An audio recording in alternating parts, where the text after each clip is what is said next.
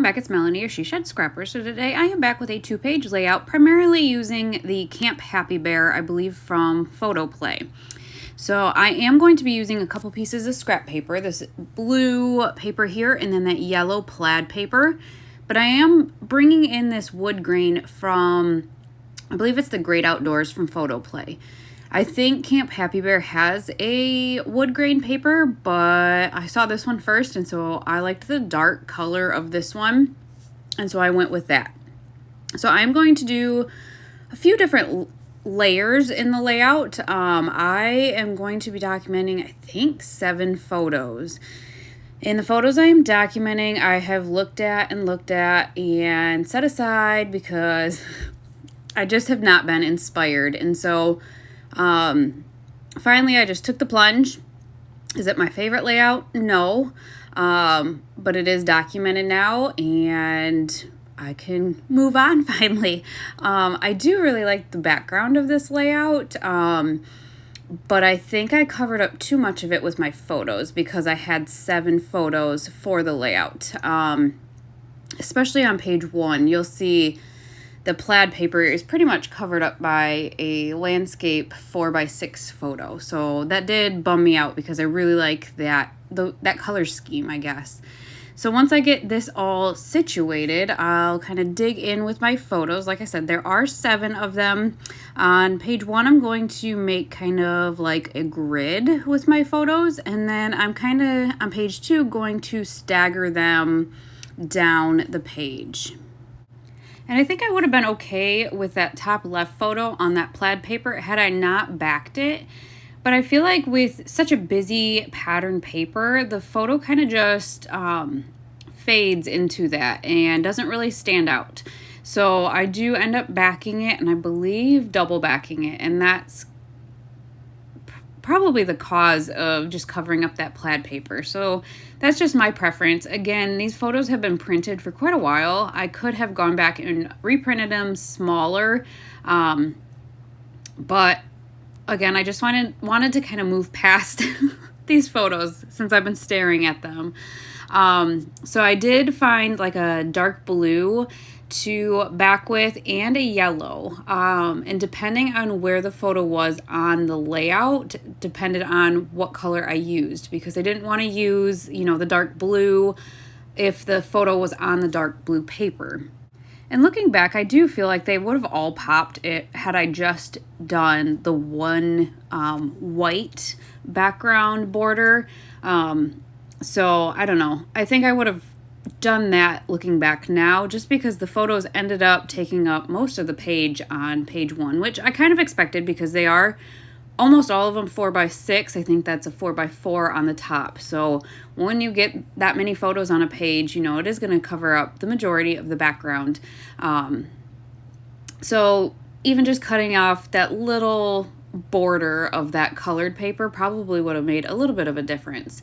So I had an idea finally for a title for this layout. I initially, when I kept looking at it, figured I would do 2 one-page layouts, but then I realized the pictures on page 1 were the boys trying to help my dad build a fire, and then page 2 they are enjoying s'mores from the fire that they built. And so once I kind of pulled them all together, I decided I would make my title Hard Work Pays Off. I thought that was kind of cute because they are, working hard to build the fire and so that they could have s'mores and enjoy, reap the benefits, I guess. So that is going to be my title. Spoiler alert again, don't love page 2, where the title is going to go. When I sketched my layout out, I didn't really think about that. I don't think with these photos kind of staggered down the page like they are. It just left a lot of open space on that wood grain paper, and I didn't know how to fill that. And so you'll see I kind of struggle with that a little bit.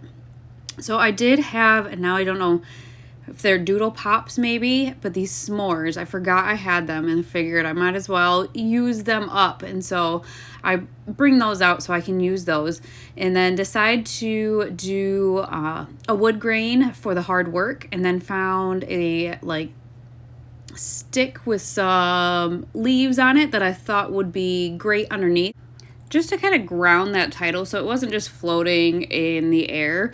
And then moving on to page 2, this is where I kind of get a little bit stuck. My font for page 2 is a little bit smaller as well. It's like a dark navy, and so I just kind of alternated the color scheme for my fonts based on, what paper they were on. And so I decided to bring in another pattern paper, bring in some kind of different colors with that orange tint and whatnot, and cut it as a flag here, again kind of as a base for my title, but it also serves the purpose to fill in that space a little bit. I love that large s'more. It definitely did help fill in that space too, and then the small marshmallow. I kind of framed my photo with I'll say a few larger pieces, but again, it just doesn't seem like it's enough. So now we're going to get to embellishing. I did have this cut apart already cut out, and I thought it was perfect and fit in that open space to the top right perfectly. And so I did add that, and then added the last 2 marshmallows to that as well. Found a roasting stick with some marshmallows on it and added that up there, and just kind of, I don't know, I did struggle with embellishing this one too, because I have a lot of embellishments that would be easy to use, but nothing that I absolutely loved. Nor was there a lot of space on page 1 to embellish because of all the photos. So I did add a compass, some logs, and then a s'more flare from Scrap and Happy Studio. I thought that was super cute. And I did find another kind of camping one, flare from Scrap and Happy Studio. So I added that to the title there, and added a fire underneath the marshmallow. And still kind of, trying to figure out where to embellish now. I do end up using some trees to the very top left. I had a little bit of play with that photo that I could cover up a little bit of it. So I added some trees and a tent, but wanted to kind of add some dimension too. So I found a different style tree on a different sticker sheet, and so added that one over top of the photo, whereas the other 2 were underneath. And just added, again, just a small cluster there, changed out the fire for a bigger fire, and then I think I'm just going to finish off the layout with some enamel dots. So again, not my favorite, but it is documented, and now I can kind of move on. This is still the summer 2020, and these are some of the last pictures of summer 2020 that I had left to document. So it just kind of feels good to move past that. I'm sure you guys kind of feel the same way. You kind of have these photos that you're just stuck on, and so it just feels good to move past that and kind of almost get to a new chapter of photos, a new chapter, a new year, new things to document. So I'm glad that it's documented. I did get to use a few of my favorite flares from Scrap and Happy Studio, so that was a plus. Definitely check her out. I love all of her products, but I hope you guys enjoyed this layout, and we will see you next time. Bye, guys.